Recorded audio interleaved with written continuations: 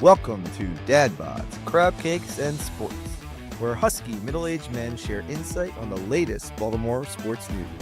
From the bank to the yard and beyond, we're breaking down the Ravens, Orioles, Terps, and more.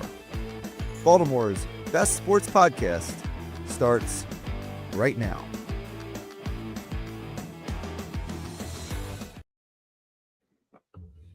Good evening and welcome to Dad Bod's Crab Cakes and Sports Super Bowl 60 edition.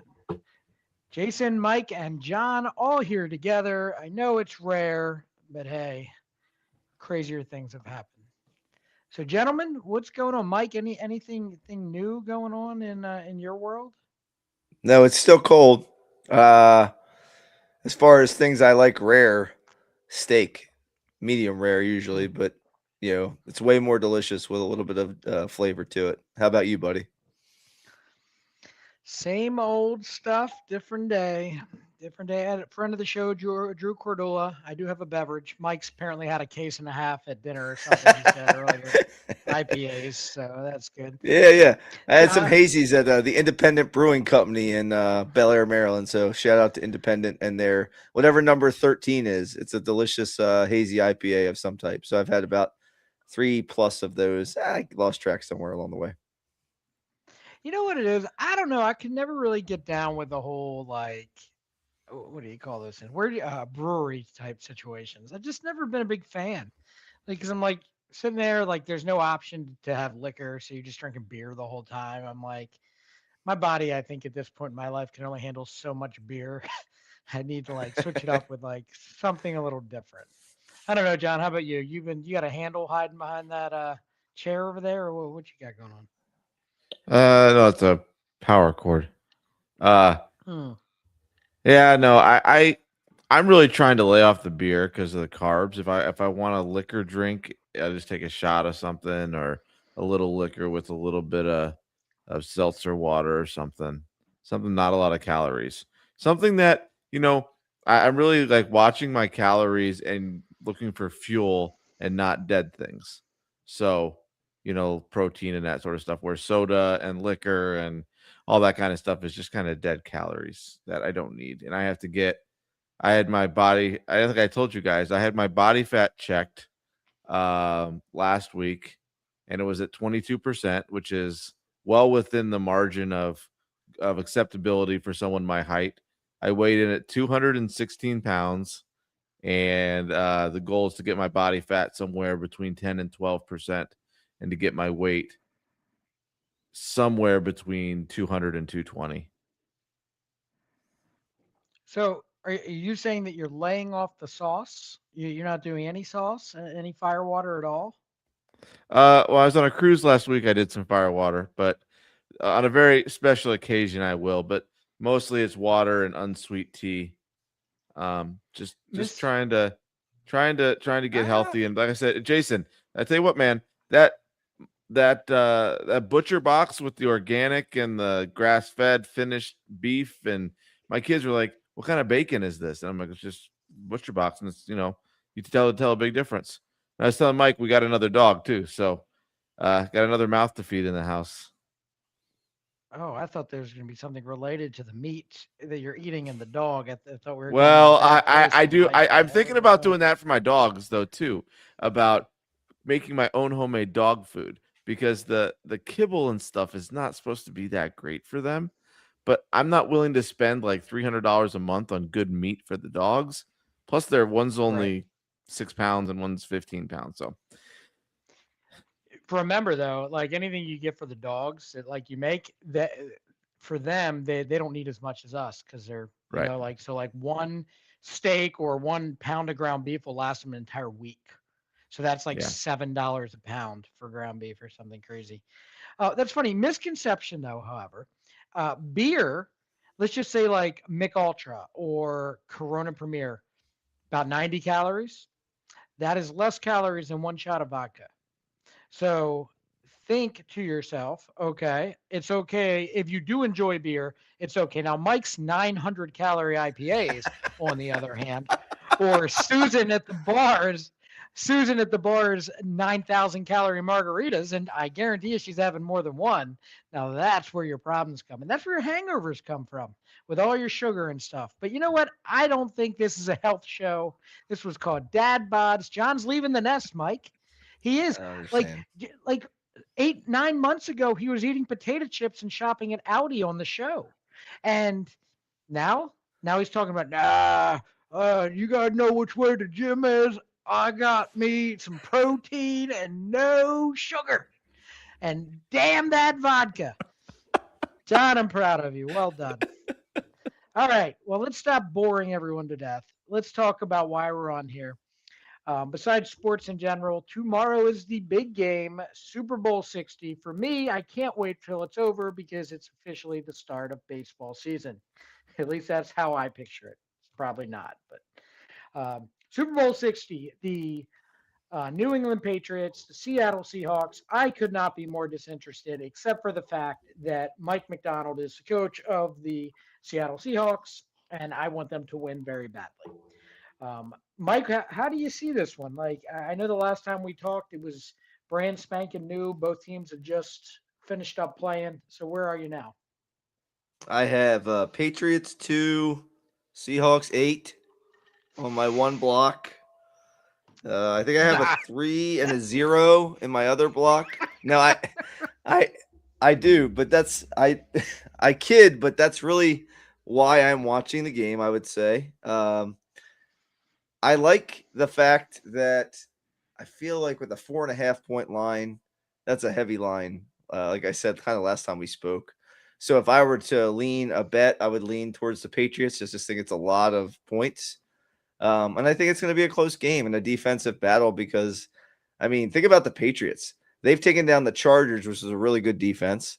They've taken down the Broncos and the Texans, and but all those teams have really good defenses. So Seattle has a great defense, but again, the Patriots have shown a way to kind of hang and play well and do what they need to do to win those games. So why not one more time against the vaunted Mike McDonald's Seattle Seahawks defense? So I think it's going to be a close game. I would bet maybe Kenneth Walker gets in the end zone at some point. If I was a betting man, with Zach Charbonnet being out, I think he's going to get the bulk of the load in the backfield for Seattle. I'm curious to see what the split is between Ramondre Stevenson and Travion Henderson in the New England backfield. So that'll be interesting to see how they kind of use those guys. And I would love to see, is Stephon Diggs step up in a big game right here? I'm curious to see how that plays out. And then finally, the matchup between Christian Gonzalez and Jackson Smith and Jigba, and who wins that battle. Yeah, I mean that's for sure. I'm not real sure. This is a coin flip for me. This whole thing's a coin flip. But I mean, obviously, defense plays for me. So, I mean, I think it'll be a good game. I think it'll be on the lower scoring side. Um, if the Patriots win, I mean, I think I'm going to take the Patriots just because they're the underdog, pays out better. And then I'll do some sort of parlay bet with Drake May winning the MVP because if they win, it'll be him being the MVP, right? I don't necessarily think that if Seattle wins, that Darnold is the MVP. It could go. I mean, Kenneth Walker has had some pretty good games when Charbonnet's been out so far. Fantasy wise, 30, 40 point games in there. I mean, some pretty good games. So to me, I mean, they're going to run the ball. They're going to play defense on the Seattle side. Jackson Smith and Jigba, I mean, he's an X factor. Didn't he in the last game they played against Rams? I think he had like 110 yards receiving in the first half. In the first half. So, which then again means that Darnold is going to have a good game. So it's hard to say there what happens there. I'm going to take the Seahawks, though. I think as far as who I think is going to win. John, where are you sitting on this? I'm sitting with the Seahawks as well. I think that what this is going to come down to is can the Patriots offensive line, which starts two rookies, Will Campbell at left tackle, and then Jared Wilson, third round pick at left guard, can they keep him clean? Because I think what's going to happen is Mike McDaniel is going to take advantage of that and put a lot of his rush on that side and do what he can to disrupt Drake May. And Drake May is still a young quarterback.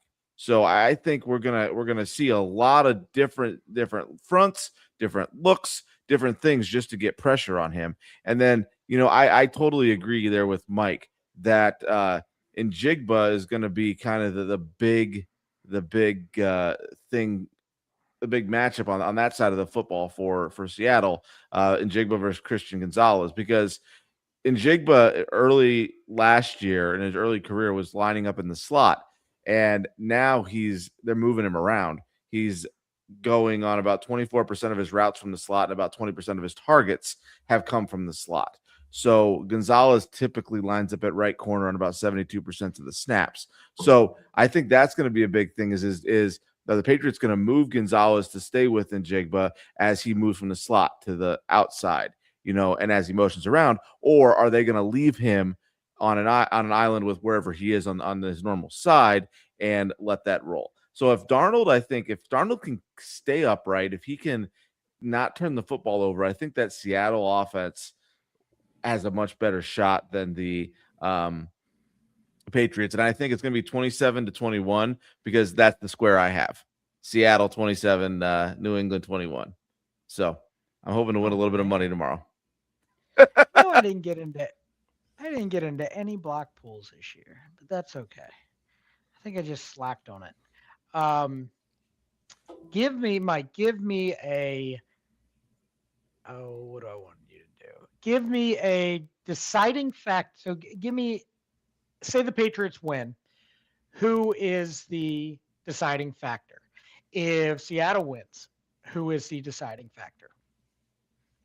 If New England wins, I think Drake May just makes some plays. Like I think he makes some plays with his legs. So I feel like Seattle contains everything, and then he takes off and gets a couple key first downs with his legs, and maybe even rushes for a touchdown. So that to me, if New England wins, that's the case. With a caveat, if Travion Henderson can maybe break one. But again, that Seattle defense is so good that kind of is a question mark for me. If Seattle gets the win, I think their defense scores a touchdown. I really do. I think their defense finds a way to get in the end zone. And I think Jackson Smith-Njigba just does what he does, which means he probably has between 80 and 120 yards receiving, and he probably gets in the end zone.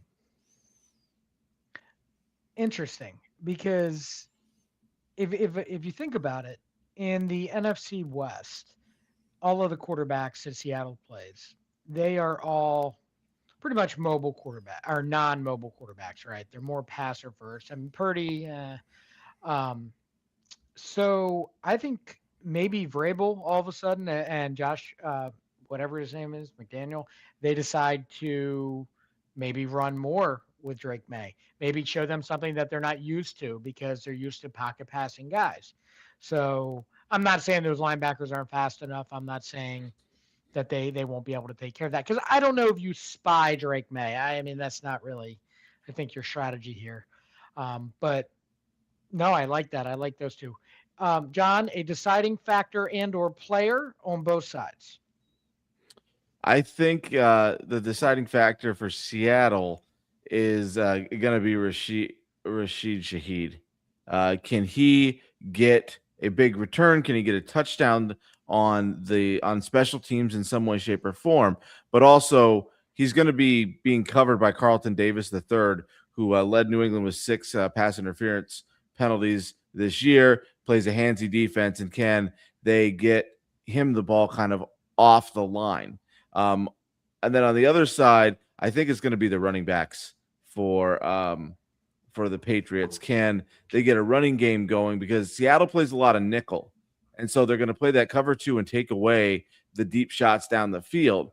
Can the running game get going enough that it forces the safeties to come up to the line to give more men in the box, or get them out of that nickel, which can then lead to a play action pass, which can lead to more options downfield, can take some pressure off those rookies on the left side of New England's offensive line, and at which point then opens it up for Drake May, which then if you're rushing a lot of guys, what does that do? That opens up scramble lanes, which then opens up, even more trouble. So I think those are the kind of the couple of big things that are going to make a big difference in this game. Interesting. I'm going to go with both of mine are going to be players. I think that on the Seattle side, Cooper Cup. I think that all the attention is going to be on JSN, and I think Cooper Cup makes big plays. Maybe not fills up the stat sheet, but real big plays maybe towards the end of the game and whatnot. Deciding factor for New England to me, kind of a sleeperish type pick would be Hunter Henry. I mean, all the attention is going to be on Diggs. All the attention is going to be, or I don't know. I like Vrabel to me seems like more of a run first defensive guy with probably the best quarterback he's ever coached, but maybe they open it up. Who knows? I don't know. Maybe they start going downfield. John, give me a sleeper pick for MVP of the Super Bowl. I was no Sam really Darnold, no Drake May. no Drake May. I was thinking on the New England side that it would be Travion Henderson or Ramondre Stevenson. I think if they're going to win, I think one of them is going to have a big rushing day, and I think they're going to go that way. And then on Seattle's side, I mean, the thing is with wide receivers, right? If he has if Njigba has a 250-yard game with 3 touchdowns, well, who's getting the MVP at that point in time? Sam Darnold's going to get it. So I don't really. Well, we'll just go with Njigba. We'll go. He'll make something incredible happen, and then he'll get it all done. Plus he did go to the Ohio State University, so that's a good thing too. Love how you worked that one in there. All right, Mike. Sleeper pick for MVP of Super Bowl 60. No, I think look out for Rashid Shaheed. I mean, if he makes a special teams play, that kind of takes Sam Darnold out of that equation, John, that you were talking about. And then, if he makes a potentially like a big play on offense, I just look for guys who have big play capabilities. I know Smith and Jigba obviously will be in the conversation, but like you said, John, if he has 3 touchdowns, that means Sam Darnold threw him 3 touchdowns. If he has another one, then Sam Darnold has 4 touchdowns, and you're looking at the MVP and Sam Darnold probably, right? And then maybe just I know that I'm cheating, but Kenneth Walker, if he gets off and scores 3 touchdowns and has 150 yards on the ground, there is a chance there that he could win the MVP. You get to pick one person, Mike. One person. Sorry, I cheated. So who's your one person? I pick Rashid Shaheed. Fabulous. Do you guys know who the last receiver was to win the MVP in the Super Bowl? Not all together now. Cooper Kupp was the last wide receiver to win the MVP. Part of me wants to say Cooper Kupp, and then Mike kind of stole my thunder by saying Kenneth Walker, but that would be my sleeper pick. I did notice that when the Ravens and the Patriots played, Derrick Henry. Now, I don't want to compare Derrick Henry and Kenneth Walker. I was more thinking run game and what could give New England trouble. But, I mean, I think if they would have stuck with the run game with Derrick Henry, it would have been a completely different outcome. With that being said, I think Kenneth Walker has the opportunity to run over these guys, score a couple touchdowns. If that's the case, he wins the MVP. At least that would Jason, be my I guess. like the Cooper Kupp idea just because he's a zone beater, man. Like he knows how to get open in those zone type defense situations. And if there are holes to exploit, he will figure out a way to get in the space where Sam Darnold can find him. So like, I think that's a really good idea on your part. I just wonder how many targets he's going to get with all those mouths to feed in Seattle. I don't know if there are a lot of mouths to feed. Like if they drop back to throw the ball, it's JSN, it's Cooper Kupp, it's Barger, maybe Rashid Shaheed. It depends on what New England allows to have happen. Like is the middle of the field jumbled up? Is the outside like do they cover deep? Like it all depends. And that's one thing with me for Vrabel that I know he'll have a plan for. So, all right. So our official picks, Mike. Did you take the Patriots? I don't know how I missed this. Did you take the I Patriots haven't or the picked yet. Seahawks? I will Okay. pick the Seahawks to win, but the Patriots to cover. Oh, I definitely think that this game's going to come down. Like John had, would you have like a 6-point difference or something in there? Yeah, 27. I I think it's going to be 27-21. Seattle. I think this comes down to the last minute. I don't know what the score will be, but whether it's somebody turning the ball over or whatnot, I think it's a very close game. Yes, John. I'm going to guarantee one thing. Okay. If Seattle gets the ball inside the 1-yard line, they will not be throwing the football. They do not want to replicate that again. Not only that, they're also not going to sneak with their quarterback or anything like that. So, yes. Yeah. I get I'll that. say 21-17 Seattle. Okay. All right.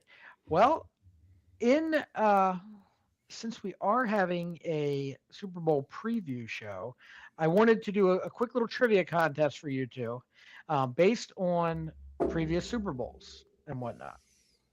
So I'm going to ask each of you a question. We'll let the Mike. You can choose. Do you want to go first, or do you want to let the younger fella go first? Yeah, I mean, let's go age before beauty. We'll let John go first. Okay, so John, I will give you a question. If you cannot answer said question, it will go to Mike. If you do answer correctly, you get 1 point. The first person, let's just say the first person to 4 points wins or something. I don't know. I'll make up the rules as we go along. Don't worry. Perfect. But so, okay, John, tell me the last defensive player to win the MVP in the Super Bowl.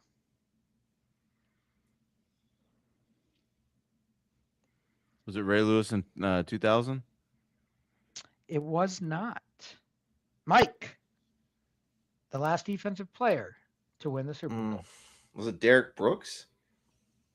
No, good guess though. However, I'll give you both a clue, and then since you both were wrong here, but clue, it was the Denver Broncos versus the Carolina Panthers.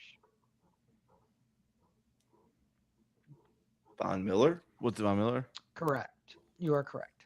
But you both get 0 points. I award you nothing. You get nothing. Okay. I'm going to stick with this trend here. Mike, you get to go first. Who has the most Super Bowl MVPs? Oh boy. Is it Tom Brady? It is. Go with the number game, Mike. Go with the number game. All right. John, who has, let's see, the second most MVPs in the Super Bowl? John, go with the numbers game. I'm just kidding. Yeah. Second most valuable players. You might be tied. You might be able to tell me more than one guy here. Like, Yes, you can I tell don't me know. more than one guy. Terry Bradshaw. Incorrect, John. You could have said one of two guys. Okay, Mike, do you have a guess? To steal. Joe Montana? Joe Montana it is. You are correct. Good job. All right, John. Let me give you a good one here. Who's the other one? All right. Who's the other one, Jason? It's Joe Montana and blah blah blah. Oh, Patrick Mahomes. You could have said either one. You said neither, so you lost. All right. Let's do this. Name me the two Philadelphia Eagles quarterbacks that won the MVP in the Super Bowl. Nick Foles and Jalen Hurts. There you go. I had to give him a layup, Mike. I had to get his, I had to get him back. Yeah, I understand. It's a But confidence boost. It's 2-1, Mike. Mike's turn. First 1-4. All right. Let's do. Ooh, this is a good one. Hold on. the last Patriots player to win the Super Bowl MVP other than Tom Brady? Oh boy. Was it Malcolm Butler? No. I don't know. 'Twas not. Tom Brady still won that one. John? What are you looking up, John? Hand check. Oh my gosh, John. Let's Gonna give you a see. 5, 4, Wasn't Wes Welker? 3. 'Twas not. Let's go way back, fellas. Was Way it Drew back. Bledsoe? What? No, No. it was Deion Branch. It was Oh, yeah. Deion Oh, yeah. Branch. It's been a minute. Oh, yep. Oh, I gotta have like a really good one here for you guys. Ooh. No, Mike won't get that one. Neither will John. Nope. Okay. Let's do here's a good one. Let's do the last Steelers player to win the MVP award in the Super Bowl. Here's a hint. Was not a quarterback. Whose turn? I watched this game. It's your Oh, it's turn, Mike's turn. John. No, I Oh, went didn't I first just- last time. You did? You Yeah. did. Oh, John. Is it Heinz Ward? Good guess, John, but you are incorrect, my friend. Michael? Oh, who was that tall receiver fellow? God, Oh, God. maybe not. Was it?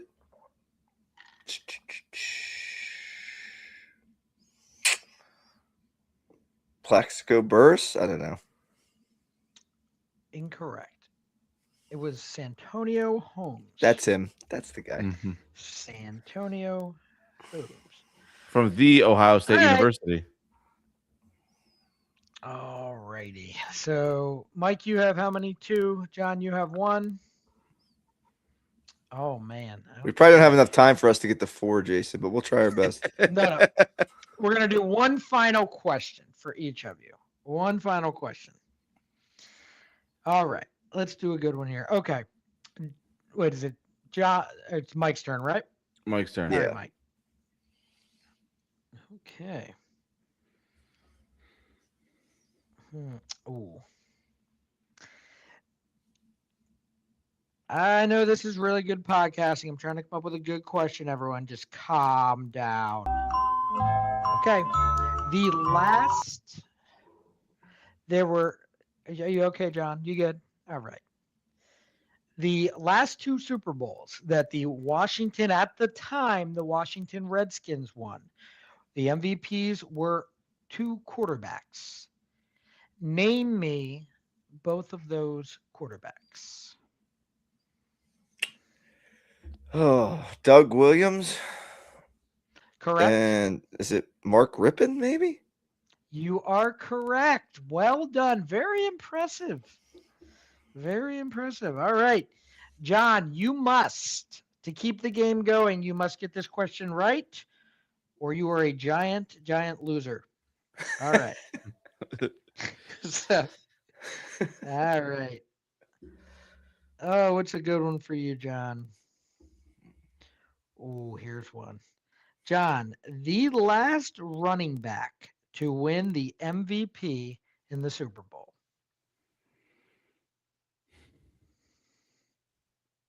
The last running back to win the MVP in the Super Bowl.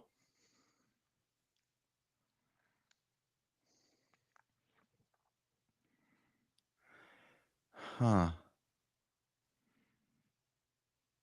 You know, it's that position where the quarterback usually Yeah, the guy. yeah. It was. I don't It's even hard. know. Was it Marshawn Lynch? No, good guess though. That was actually a defensive player in that when the Seahawks. That was Malcolm Smith, but you were thinking of Terrell Davis. With the Denver 1998. Broncos. Mike is the big winner. I don't know what to do. Like Mike, it's a trivia game and you won. Holy hell! I I'm know very it's. impressed. I'd have to have 4 IPAs before we play trivia games, but I like it. That's right. Let's That do it. tis it. All right. Well, that wraps it up for the Super Bowl portion of the evening. Okay. So last show, Mike and I were Johnless. And John, I purposely didn't put this on the schedule because I'm tired of you cheating and I'm tired of you taking advantage of ChatGPT. So, John, you have your own segment right now. John out in left field, but you must do so with your hands in the air. There you go. So that I know you are not cheating. John, what's on your mind? Tell me, just spit it out. Like, what's going on? Like, what's like really like all up in your ghibli holes? Like, what's like really gotcha? And I Well, don't know what a ghibli hole is. I just made that up. I don't know. I'll tell you what it is. What really like gets me is like all these people who like talk about the Super Bowl and talk about like all of this stuff, and they have no clue. They don't know anything about the Super Bowl. Like, okay, they'll sit down and try to watch, and it's men and women both will sit down and like try to have a conversation with you about the game or about this, that, and the other, and completely just look like fools. And you don't even have to get them 4 or 5 beers deep. There's some of these people who just come and sit down and act like they've been watching football all year long. And clearly that they haven't seen the first quarter of a preseason game, let alone, the entire season. So, I go to some of these, I don't go to Super Bowl parties often because I rarely watch the Super Bowl unless the Ravens are in it or unless I have some like vested interest in the game or something. But like, it's people like this that just need to freaking either do a ton of research, a ton of research before the game, so that like when I did broadcast in college for basketball games, things I had to do the research on all the other teams and act like I knew what was talking about for the other teams, but did some research, did something, and then who the heck thought that bringing a guy from Puerto Rico to be the halftime show at the Super Bowl was like a good idea. Like who gets paid to do this? Like this is a reason. Like, and then Turning Point USA is doing one, and then there's a couple others that are doing halftime shows as well with like bigger name people like country stars and things of that nature. But I'm kind of just wondering, like, okay, is it the people who only watch football like one time a year that are doing this stuff, or is it, something weird going on out there? Because I don't even know who Big Bunny is or Bad Bunny or whatever. I didn't even know who he was until they put it on the thing, and then I found out he said everybody needs to learn Spanish and all this other BS. What do you guys think?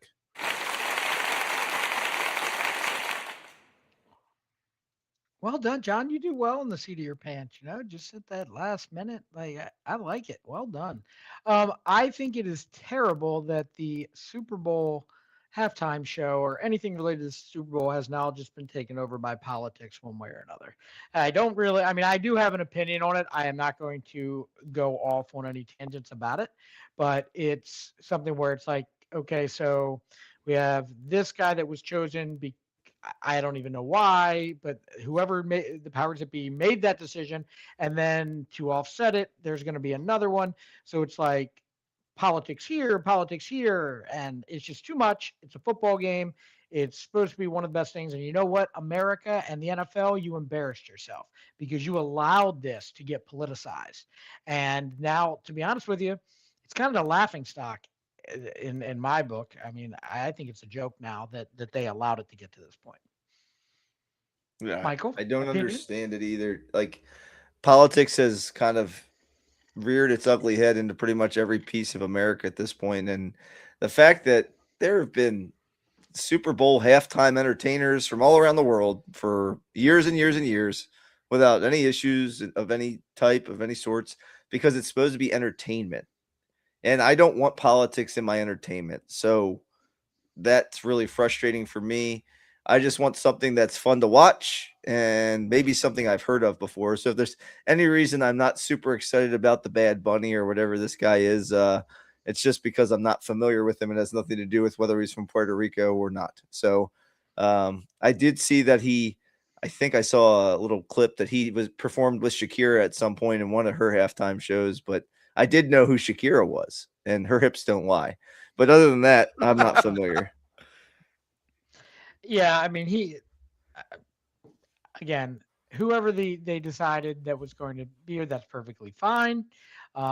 Saying that everyone has to learn Spanish might have been a little bit of a stretch. Maybe just be gracious that someone wants you to perform on a stage such as that. At least that's what I was thinking.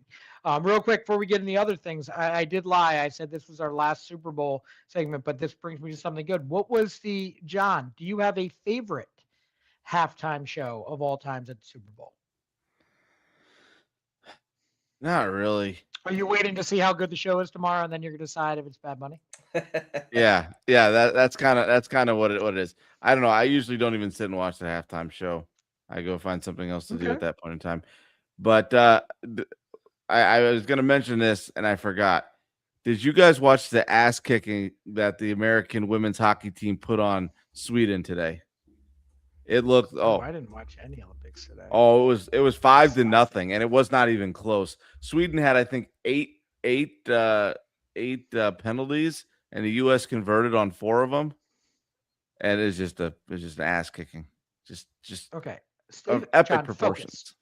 Focus. Did you accidentally hear someone singing at halftime or something that you? Well, liked? I mean, I do remember. You didn't turn the channel quick enough. I do remember the wardrobe malfunction. That one was pretty decent.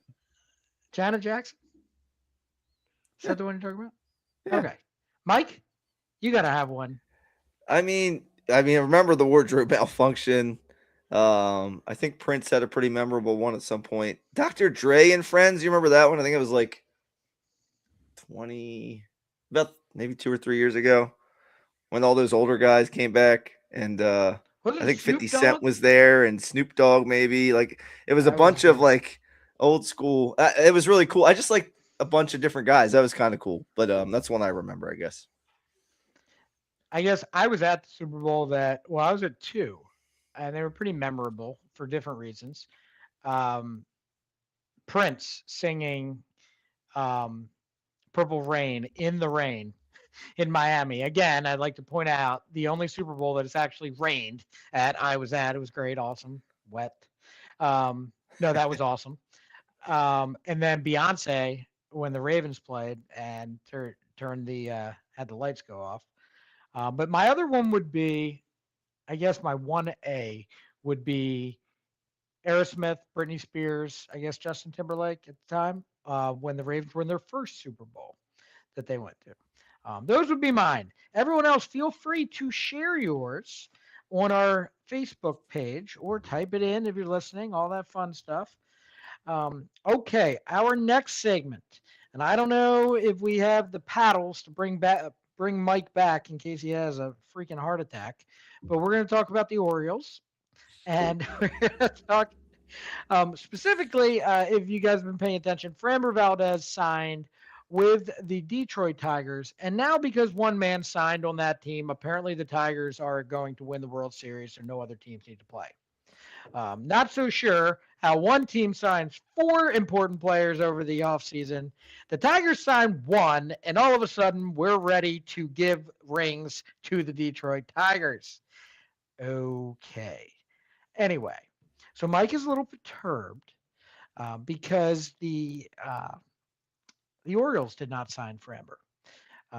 Even though I'd like to remind Mike that a couple weeks ago you said if the Orioles weren't sold on Framber, not to sign Framber. And you said this after Suarez was off to what's his face? Where'd he go? He went to Boston, off to Boston. So tell me, Mike, what is your rebuttal for your heart palpitation texts that I keep getting? I'm angry, Jason. I'm angry. I'm frustrated. I'm frustrated, and it's not just a Framber thing for me because The Orioles went into the offseason with a plan to sign a top of the end rotation starter, and there were 4 or 5 on the market. And I don't know who they were targeting, but they didn't get any of the 5 that were the clear top end guys. And to me, we were again sold on something that didn't happen. And I get tired of that as an Orioles fan.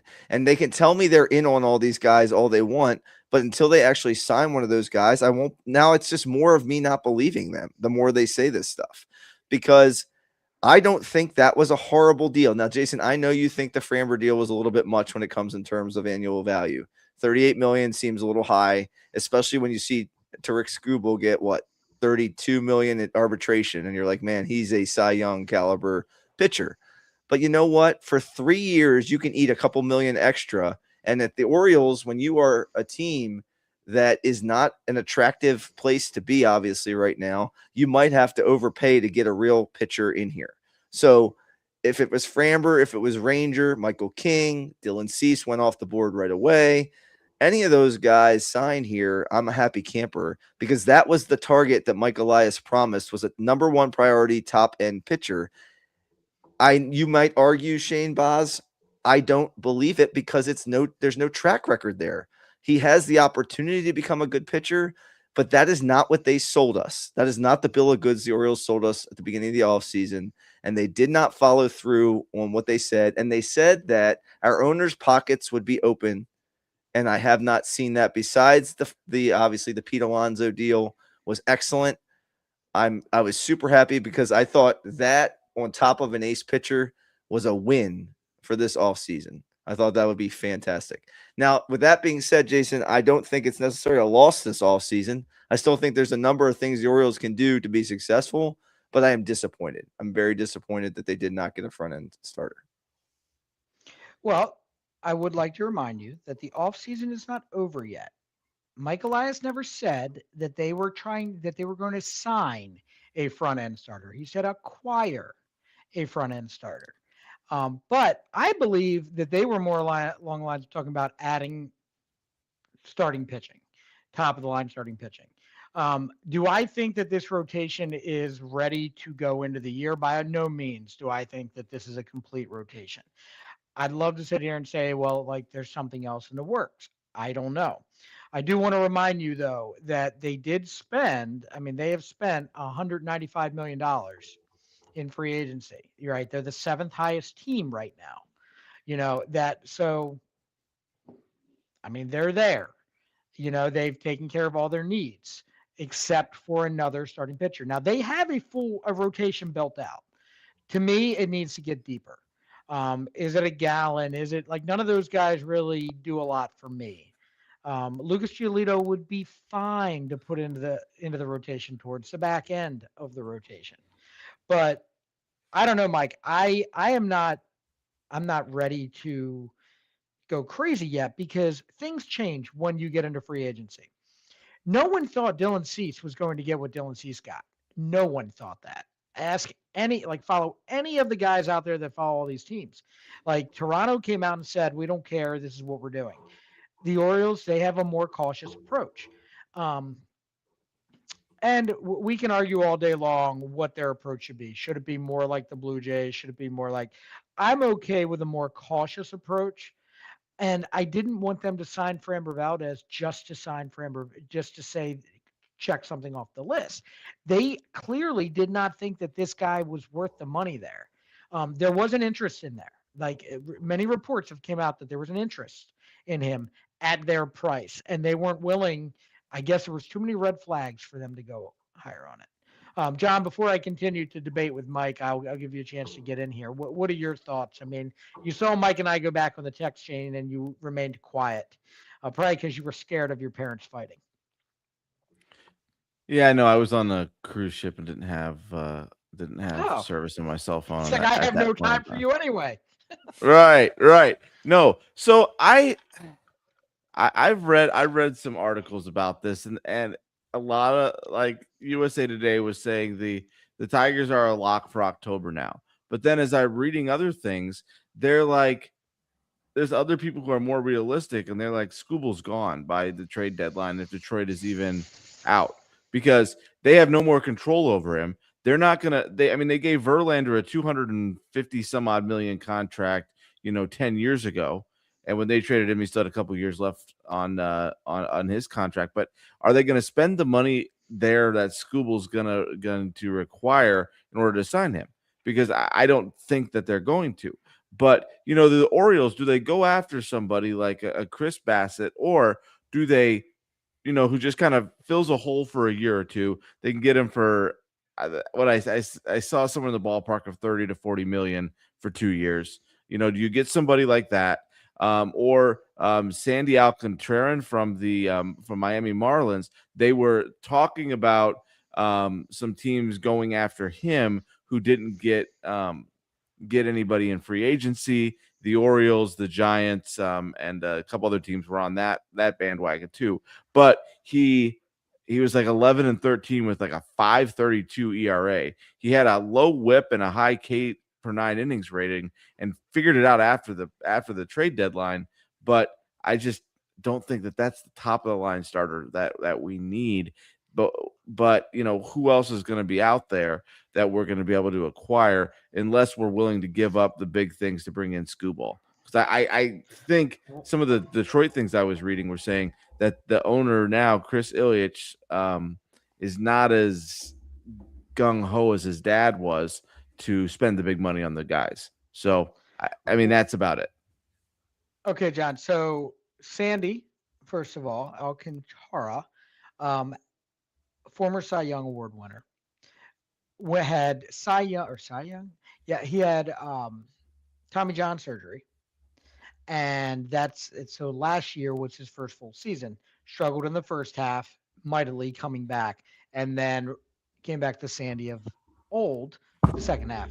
He's the real deal. However, they've already traded away 2 pitchers on the offseason, and they're still trying to compete somehow. So I do not believe he is up for grabs, although they have room for a couple younger guys now in the rotation. Bassett's not the answer. It's Giolito's still kind of out there. I thought it should be a lefty, but I don't know. I mean, Bubich from Kansas City, but let me also address, John, the reason why everyone's picking the Tigers to do well is because everyone else in the AL Central's been sitting on their hands all offseason except for the White Sox.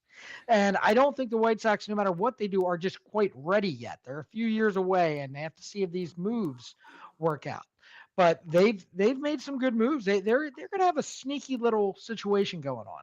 So I do think that Detroit's the favorite out of that division just by default, because everybody else is like, eh. It all depends. Like, no one's crazy enough to trade Tarek Skubal if they're like 6 games out, like up in first place. Like if they, I don't see them doing that unless they get a haul that they can play now. I think he ends up staying with them for the remainder of the year. But that's just my thought. Mike, back to you. So you look like you want to say something. The Skubal thing to me is interesting. Yeah, he won his arbitration over the Tigers, and now they have to pay him. I think they went in at 19 or something like that, and he got 32. It was 19. Yeah, so he got 32. I don't think the Tigers want to pay him long term. So I'd be really interested to see if the Framber thing was an insurance policy, and if he's gone at mid-season. If they're not competing, is he gone at mid-season? And then I think that's pretty much a done deal, I would think. And then Framber's like the replacement there, and they have some other good young pitchers, Jackson Jobe and some other guys there that can throw the ball. And to me, then, is that what the Orioles do? Do they find a back end starter now? Maybe somebody like a Verlander, like you're saying, a Bassett, and they go into the season feeling okay with that, and then at the trade deadline look to upgrade the rotation. The worry there is that sometimes the price point might be a little bit volatile at the trade deadline. So I'm just curious kind of how that goes, and if that might be a possibility with the Orioles kind of looking forward to July, August versus now signing one of those guys. But again, I would love to see a little bit more of a long-term play. And the last thing, Jason, real quick, and then I'll let you, kind of rebuttal, is where's our extensions at? Like, Where's an extension for anybody on this team? Like you said, why not extend a Trevor Rogers or a Kyle Bradish at this point? They haven't shown me anything that tells me they're ready to compete in the long term. In the short term, I think they've shown that they want to compete this year. Yeah, I mean, with I think with Bradish, it's like they're like, okay, no hurry. He's still here for another 2, 3 years, whatever it is, right? Connor, when I asked Connor that question, Connor from Locked On Orioles, he had said that they have him under control for 3 years or so. So like the hurry isn't quite there yet. Trevor Rogers to me would be the one where I'm kind of surprised because if you let him get to free agency and he has like half the year he had last year. Let's just say he comes back to earth a little bit and he's like a 3.5 or a 3, like that's still like big time money, right? So to me, I don't have an answer for that, Mike. I really don't know why they haven't. Now, I get the Gunner, the Holiday. Like, I'm not sold. Like, here's the thing. I'm really glad they didn't go out and give Jackson Holiday last year or the year before like this 10-year, $100 million contract or something. Like, let's just take it easy for a little bit. Like, I mean, to me, Westberg's the one that I would extend, but I get it. I get it with the injuries. Like even though they're like so unrelated, dumb injuries, like like hurt himself, his ankle going around the base, or he slept wrong on a mattress. Come on, these aren't like hamstrings that you keep hurting the same knee or the shoulder. Like these are like dumb injuries. I have a feeling he's going to have a very good, very healthy year, I should say. Colton Cowser to me would have been one, but now there's questions on him. So it's like all these guys that I would say we could extend, there's questions about, except for Gunner. And then Basayo is the one that they leaped with because it made the most financial sense. To me, I'm on board for all of that. It'll happen. I just don't know when. And the Boris guys, they don't usually sign extensions. They're they just don't. So I don't know. I'm not as upset as Mike over the Framber thing because I kind of came to the idea that we weren't going to sign him. There was too many question marks about him, and I didn't want them to make a dumb decision just because. And if it is a clubhouse thing, let's not bring a bad person into this clubhouse. And I don't know if it is. I don't want to speculate on that. Again, there's plenty of time. I don't think they are done yet this offseason. So let's talk about their newest move real quick because this could open up some other things. They did trade 3 players to the Diamondbacks for Blaze Alexander, a utility guy, a guy that they actually in Arizona had him slated to start in left field this year to start the season because their regular left fielder is having offseason surgery.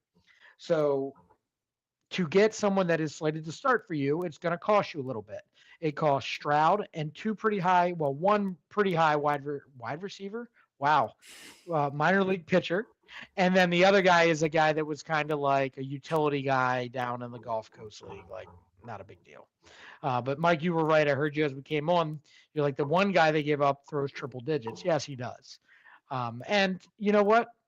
He's not even slated to help the Orioles for another 2 or 3 years. So I'm okay. I'm okay with them moving these guys on, especially if you identify a guy that you think is going to help you. I mean, look what they did with Laureano last year. So to me, I'm not comparing the 2 players. I'm just comparing the move as they identified a skill set that they thought would help this team. Personally, Jason, I don't know about Blaze Alexander. I didn't watch him play that much, but he better be a little bit of an upgrade over Jeremiah Jackson because, I mean, I guess for me, it's more about giving up those prospects for somebody like this when the need is still pitching. So like for me, if the need is still pitching, then save as many guys as you need to of value to get the pitchers. And then if you still got room to deal guys and get this utility guy, then do it. But to me, they still haven't finished the number one priority of the offseason, which is to fill out the starting rotation. And I get that it doesn't always happen in order, and I'm not going to condemn them for doing what they did, but I just have a little bit of concern. I don't want to trade from my well of prospects when those guys could be used in other situations for a deal for someone that I think is more important to this team next year. With that being said, how many waiver wire claims have they picked up recently on guys that could be potential utility players? And what they do is then they try to DFA them and pass them through into the minor leagues without someone else picking them up off of waivers, and then they become part of their system. This guy they clearly have targeted way above any of those other guys, and they have a belief in him that he can be a regular part, I think, of their roster next year. So I think to us that should signal this guy is above Jeremiah Jackson, is a guy they think is going to fill a real need for the team next year. Yeah, I think Jeremiah Jackson's going back to the minors. I think that was the idea that they wanted to do here. It was that when they traded for him, I mean, defensively, Jeremiah Jackson isn't at this kid's level at all. He speed also not at his level. Now, Jeremiah Jackson had a really good year last year, but before last year, not so good in the minors. Like, I mean, we got him because other teams waived him. And yeah, the Orioles might have corrected something, but I was very nervous thinking that he was our super utility guy. He was our Urias coming into this year because defensively, I mean, Blaze can play every outfield position. He can play every infield position, more than likely not short, but you already have Jackson Holiday, that's your backup shortstop, and then in a pinch, Westberg, right? So that kind of thing. But to go on your prospect thing, you're right. They do need to go get more pitching. But if you think that these guys that they traded are going to be involved in the type of pitcher that you want, well, I don't think you're that naive, because it's going to take a lot more. So those were from our bottom level prospects. To get the pitching we want, we need, like, you're looking at active guys on the roster going and our higher level prospects. So I don't think that anyone's losing sleep over any of these guys going. And what I told you last time when we were on here was, I think that they're going to use a lot of these guys that they got in these trades and other guys they've been wanting in the minors to take the next step as their bullpen this year. I really do. They might sign one more guy, but I think they're ready to let it go with all these other guys. And Stroud to me was in that picture. And I don't know if Arizona asked for him. I find that kind of hard to believe. So maybe they were trying to make room for something else by doing this. Or let me throw another one out there. What if we're going to hear the announcement from Elias that one of these guys is hurt, that Westberg is hurt, that Jackson Holiday hurt himself in training, and that's why they had to bring on a guy to play for the first month of the season? Gunners had a setback. He pulled his hamstring at his, I don't know, at his wedding, dancing, doing the electric slide. I don't know. Well, the excited Oriole folk are all like, well, what if they're going to trade Jackson Holiday now for Tariq Skubal? Did you think anything like that is a possibility, Jason? For me, I think that's a pipe dream. If they're going to, oh boy, I like Blaze Alexander. I do not like Blaze Alexander more than the number 1 overall pick in the draft a few years back. So no, there could be a move coming. I don't necessarily think it had anything to do with this, though. I think that this was just something that they identified as, well, look, we don't want Ramon Urias back. I think like he's lost a step. We want to bring in this guy, and maybe it was a manager who said, hey guys, like, I've been watching this guy for years. I was in the NL West. I had watching the minor leagues. This guy could help this ball club in a lot of ways. So maybe it was something like that. But yes, there could also be a trade coming. Because again, Mike, I do not think that they are done adding to this rotation. John, we talked for a while. It's your turn. Wake up. Yeah, I agree with all that, because I mean, I look at the, Mike, you mentioned the Alcantara guy. We got him from the Mets last year for Gregory Soto. So if he was really a top level throwing 300, or it should be 3 digits, if he's throwing 300 miles an hour, well, then we got a problem. But no, if he's throwing 100 miles an hour and he's at single A, that leads me to question a couple things, as if, they're a little leery on him because he hasn't had Tommy John yet. If his control has some issues, if there's some other things going on. But I think I read some stuff from Arizona and watched a YouTube video from one of the Arizona shows, and they were kind of like, we traded Blaze Alexander for who? That there was some disappointment or some questioning of the Diamondbacks organization as to why are you bringing in a guy who's had one good year in the bullpen, a guy who throws 100 at that low class A, and some utility guy in the complex league down here in Florida. So I see this being something I think kind of on the realms of what you were saying, both of you guys about okay, maybe there's an injury, maybe there's some other things, but it also is they were trying to turn Urias into this guy last year, and we saw the disaster it was when he played center field. So I think you bring in a guy like Blaze who can play all of these different positions, who's a decent defender, got decent speed, has an okay bat, and I think he fills a lot of holes and also helps to cover a lot of the potential injuries throughout the season a lot better than a guy like Urias did, or even Jackson. I don't think he really had a spot here to begin with, but I think he's going to be a big benefit for the team, especially come June, July, August, where you can have him play 3-4 days a week and have him give a rest day to 3 or 4 different guys throughout the field without having to, really stretch or send guys down and bring guys, because that always happens too, right? You got to send a guy down to bring a guy up to take the spot of this guy and then do it all over again. And I think it's going to be a good thing for the O's. So I think also another thing that the Diamondbacks were trying to make room for Jordan Lawler, who is one of their top prospects. They've been trying to get up there for a while. Injuries kind of got him set back and whatnot, but he's one of the guys they're very high on. And I think with Blaze moving on, it will allow him the opportunity to play more. At least that's just my thought. Who knows?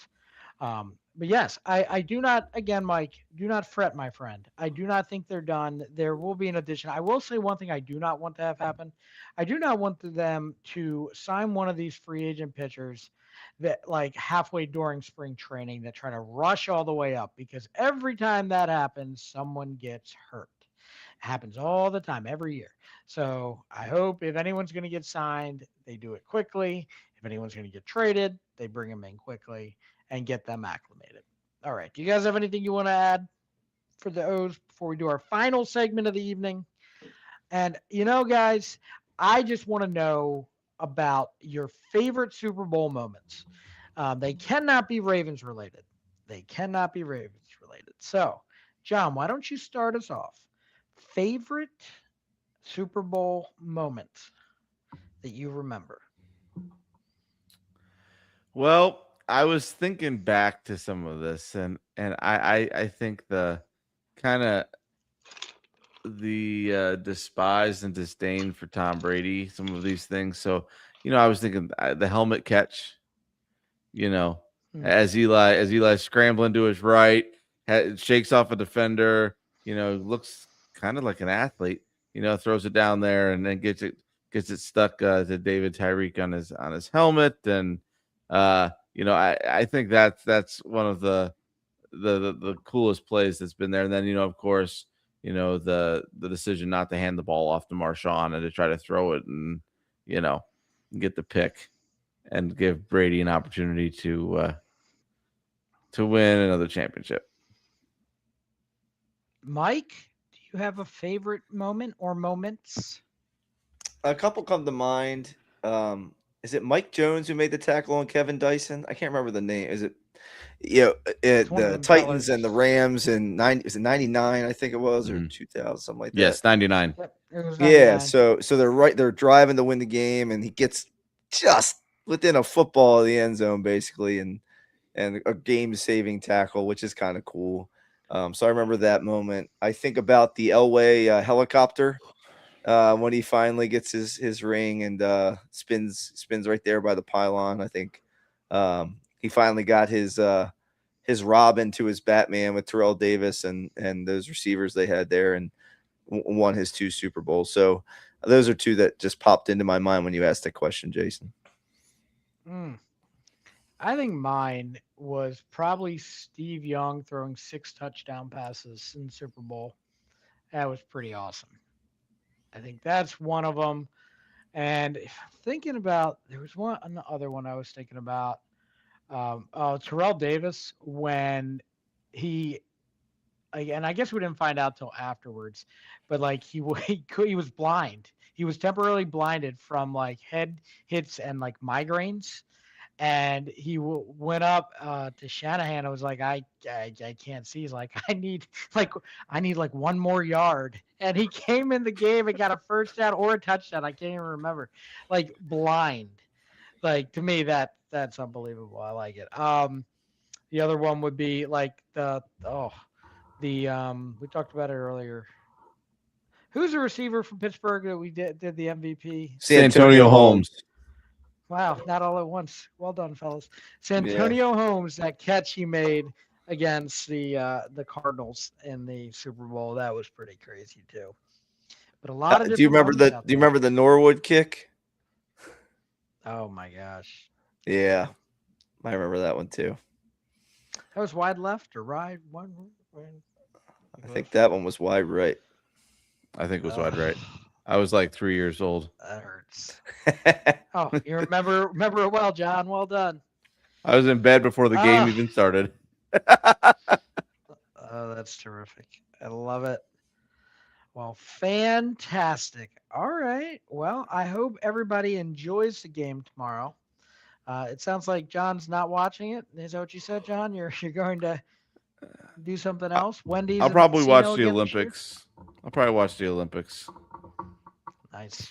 I should probably start watching the Olympics. Bobsled is on, and most of it's on Paramount Plus. You can watch a lot of the stuff that isn't on the actual regular television broadcast.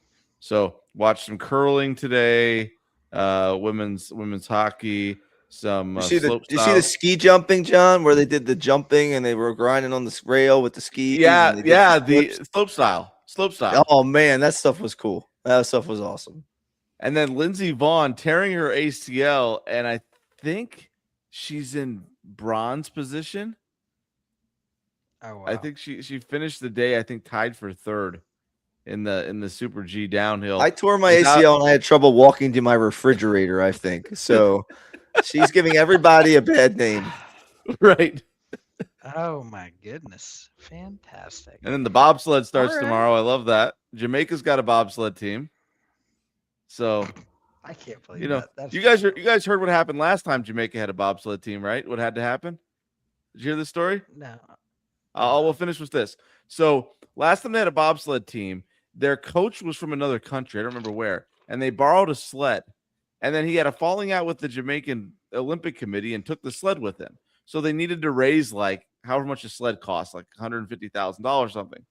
So along comes Red Stripe Brewing Company, and they bought the Jamaican bobsled team of bobsled. Hooray beer. Hooray beer. Well done. Hooray bobsled. That's funny. We started talking about beer at the beginning, and now we're talking about beer at the end. This is perfect. All right. Hey man, you want to kiss my lucky egg? God. Sanka, you dead yet? Yeah, man. All right. Well, that will do it for us tonight. All right, John, stop speaking. All right, that will do it for us tonight. We will be with you again next week. For John Lanscraner, Mike Frisky, I'm Jason Weisbecker. Enjoy the Super Bowl, and we'll see you next time.